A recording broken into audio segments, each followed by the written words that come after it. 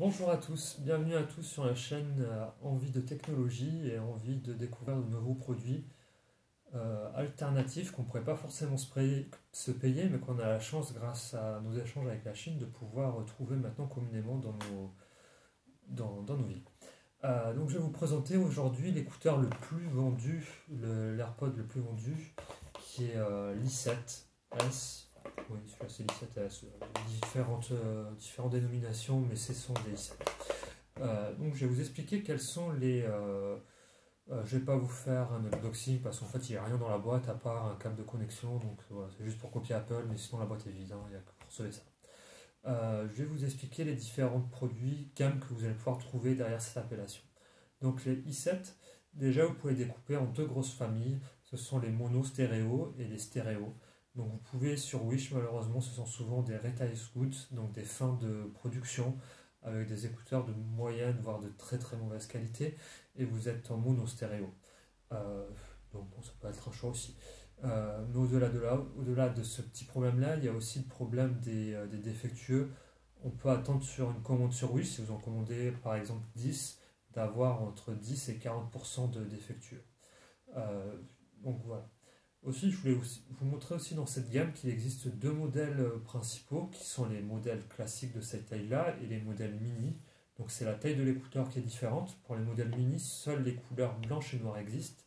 Pour les autres, là je vous en ai juste montré deux, mais bientôt je pourrai vous montrer d'autres couleurs. Euh, Toutes les couleurs existent, donc bien sûr le gold, le rose et le rouge. Ce qui me permet de faire un petit point de vigilance. Si jamais on vous propose des écouteurs de couleur en vous disant que ce sont d'autres que des i7, c'est impossible. Il n'y a que les i7 qui sont faits dans d'autres couleurs. Voilà ce que je vais d'abord vous présenter.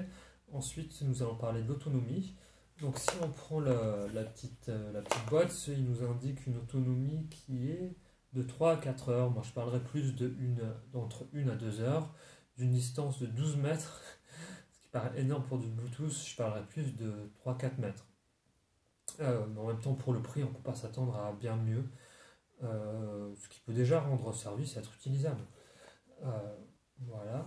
Ensuite, au niveau de la compatibilité, on peut l'utiliser sur vraiment sur tout type d'outils, que ce soit sur des ordinateurs, sur des iPhones, sur des Android. Il n'y a aucun souci, on peut l'utiliser. Voilà. Au niveau de la connexion, on va vraiment parler, c'est le point majeur et le point difficile entre guillemets des i7. C'est-à-dire que vous allez devoir les appairer. Qu'est-ce qu'on attend derrière le mot appairer? Avant de pouvoir les connecter à votre téléphone, à votre ordinateur, comme je viens de le dire, il va falloir relier les deux écouteurs ensemble. Donc les usines appellent ça le maître et l'esclave, donc il va falloir relier le maître à l'esclave pour que ceux-ci fonctionnent ensemble. Et que vous ayez, une fois à vous connecter sur le smartphone, plus qu'un seul écouteur. Donc cette manipulation, quand vous achetez de la mauvaise qualité, vous allez devoir réaliser des manipulations plus ou moins complexes pour les connecter. Si vous achetez directement sur des gens qui vendent en France et qui expédient depuis la France, vous avez de fortes chances pour qu'ils les aient eux-mêmes appairés pour que vous n'ayez pas cette étape à réaliser. Voilà ce que je peux vous dire sur les i7. C'est un produit que vous pouvez trouver. Pour moi, le prix raisonnable des i7, c'est maximum 20 euros, car il faut quand même tenir compte des prix de l'import, car souvent ce qu'on vous montre, c'est le prix sorti d'usine. Donc, entre les défectueux, les frais de port, les frais de douane, je pense que 20 euros est un prix raisonnable pour des i7. D'y passer 20 euros, c'est vraiment, pour moi, un prix un petit peu déraisonnable. Voilà ce que je pouvais vous dire sur ce modèle-là.